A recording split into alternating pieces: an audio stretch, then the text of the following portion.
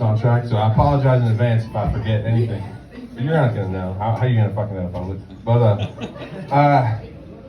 But like in 17 years of work experience, so I have had 20 restaurant jobs cooking, and plus like 4 jobs that weren't restaurants, 3 times I went back to restaurants. So that's fucking 27 jobs in 17 years.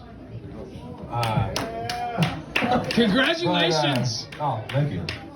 But my first restaurant job that wasn't fast food, it was a bar and grill, like Chili's or Outback or something. But I'm not gonna say the name of it. I want to protect the anonymity of the people that are so unfortunate to be in my store.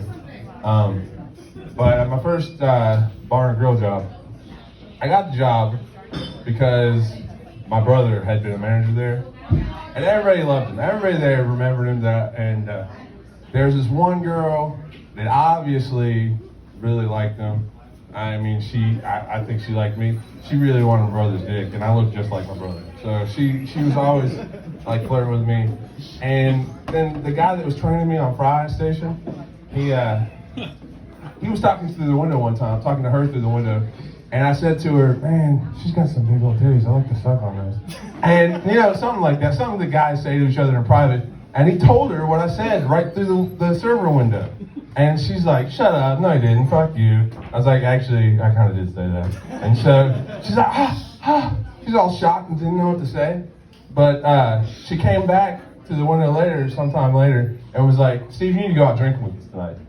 So I was like, I'm broke. I haven't had my first paycheck yet. She's like, oh, don't worry about it. I got you. You're going to get drunk tonight. You're going to come out and other people will help you out.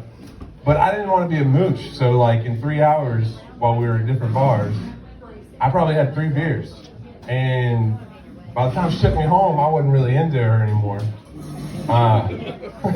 She was fucking wasted, and we hadn't talked that much, except when she did talk to me, she told me that about her dad and her brother had the same name as me, and she had the female version of me. I'm not going to tell you what her name is, but they had the same name as me. But when I went home with her, she took me home, and I was like, man, this is just too fucking weird. Like, I hope it's weird for her. It's weird if it's not weird for her. If she ends up saying my name, or saying her dad's name, like, I wouldn't go out with somebody with my sister's name or my mom's name. That'd just be too weird. But when we got to my house, I thought she was just gonna drop me off. And then she starts like playing with my hands and running her fingers through my hands. She's like, your hands are so soft. I bet you jack off a lot. And I was like, no, I'm just really fucking lazy. And she's like, because I didn't want to tell her. I didn't have a problem telling her I was lazy because I was not into her anymore. But I also didn't want to tell her that I jack off. I'm 34 now, and I know that everybody does. It's weird to tell all of you, but I'm not ashamed of it anymore. But I didn't want to say it to her. But then she's like, no, you're lying. You jack off a lot. I wish I had soft hands. And she lunges at me and starts making out with me. I was like, all right, I guess this is happening. She's like, can I park the car and go inside with you? And I said, yeah, sure. So we went inside, and she starts taking off my pants and starts sucking on my dick. And nothing is happening because she keeps going, oh, Steven. And I've had plenty of girls tell me they were really good at giving head, and when it came down to it, they were big girls, I guess is why, and they were running out of breath, and they keep going, like putting it on their chin, like, Steve, like making grunting noises they think is sexy, but it's just like, what the fuck are you doing down there? Keep it in your mouth. Like they would work a lot better that way.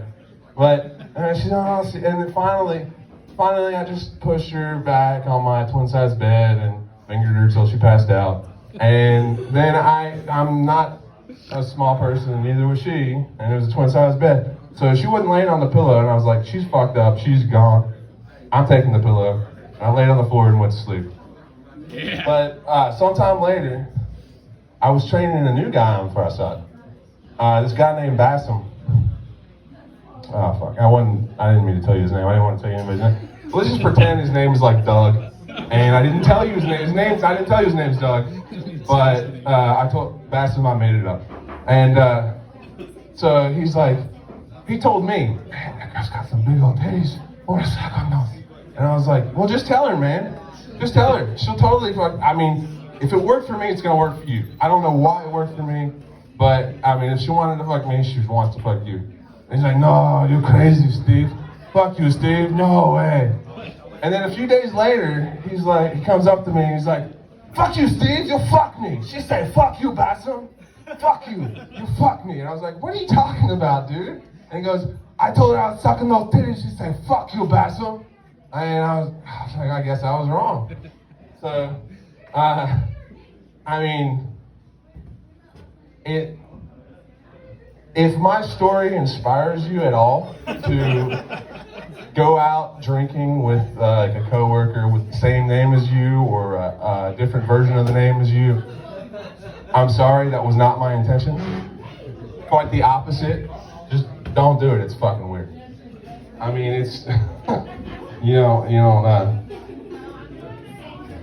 but anyway, we got some fucking great bands tonight. We got Smoke Room coming up. Speed Suit is fucking great. They're playing later. But give a big round of applause coming up next. It's fucking Smoky Room. Tell ya.